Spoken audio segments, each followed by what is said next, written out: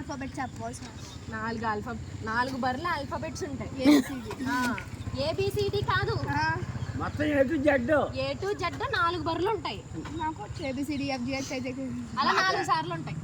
4 రకాలు తెలుసు. ఎలాగా educated Kerala school. No, I'm in English medium Kerala schools. Princess sir, Francis sir, Nisa madam pinching. Nisa kau entundedevo tagginnesedevo goda. Bravavati miss also pinching here.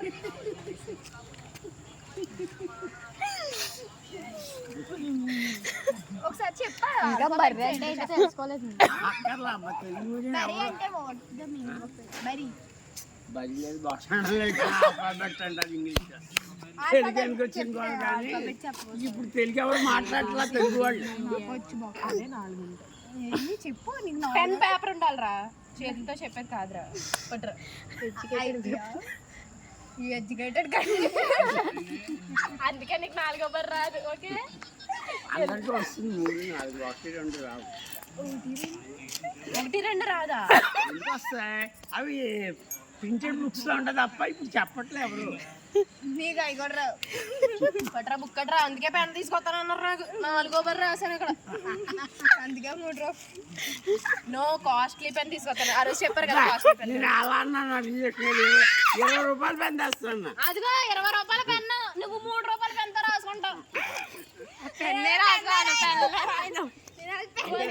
అసలు costly pen అంటే ఎంత ఉందో నీకు తెలుసుదా? నా దగ్గర పార్కర్ ఉంది, 400 తీసుకురానా? 400 ఉండదు, 100 రూపాయలు వచ్చేది దొరికిపోతుంది. నాకు ఇప్పుడు తెలియదు మరి.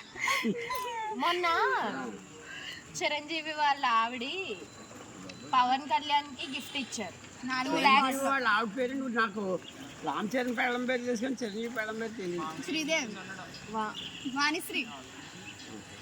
సరే చెప్పు. ఆమె పవన్ కళ్యాణ్ కి గిఫ్ట్ ఇచ్చారు 2 lakhs పెన్. అలాంటి కాదు ఇప్పుడు నీకు కాస్ట్లీ